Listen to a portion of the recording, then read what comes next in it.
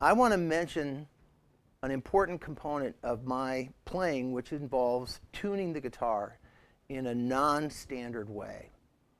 If you're a guitarist who's only ever tuned your guitar E, A, D, G, B, E, which you know what that stands for, right?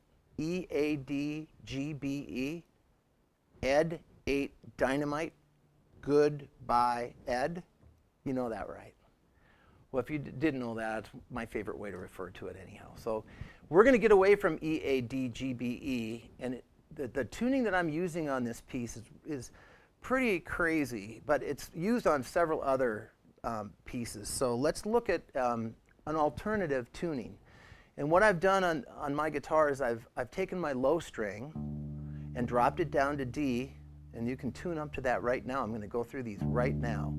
I'm tuned to D on my lowest string, from E down to D. One more time. I'm going to leave my A string alone. Let's hear that A. One more time. And I'm going to do it one more for you to lock in. Let's get our A together. A440. Now, let's go to the next string is my D string, and I left that alone as well. So right now, I just have D, A, D across the bottom. That's not too strange. A lot of people have drop D stuff, like Stephen Stills, other players. Now is where it gets a little bit strange, is I took my G string and I dropped it down to E. There's the E. I didn't go up, I went down to E. One more time, E, for you to tune to.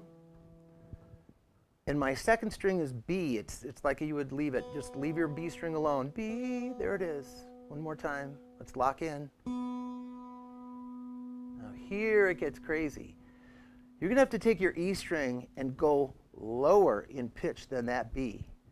And that note that I want you to get to is an A. I'm going to hit that A again. Take it. You're going to go a long way, you guys and gals. Take that E all the way down until you hear, play it a couple more times. And one more. Your string is pretty loose by now, I have a feeling.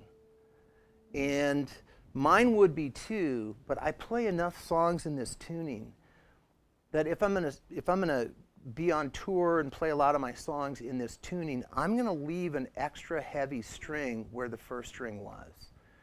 And typically I put another B string where that pitch, which is A. Let's review the notes that we just went through, by the way. Let's go again. D, A, D, E, B, B, and then A. So Dad-E-Ba, D, A, D, B, E. E, B, A, Dad-E-Ba is the tuning for this piece. And it's the tuning for a lot of the pieces that people pay attention to that I've worked on and played and composed over the years. So that's a little tutorial on the tuning. It's going to come in handy for people that work on songs like Tap Daddy or Helm's Place or Breaking of the Shells or any number of my pieces. So that's the tuning that we're in now for Hold On to Forever. So how do we dive into this style of playing? And again, if this is pretty weird for you, if you've never spent time doing this, I feel like I'm talking to a range of players. One of the things that's going to help you, number one, is your posture and trying to get your guitar away from hanging down real low like this. The way I make that happen when I'm standing is I use a strap that helps me keep the neck up, more in like a classical position. I'm sitting down right now and I'm still using a strap. So if you've got strap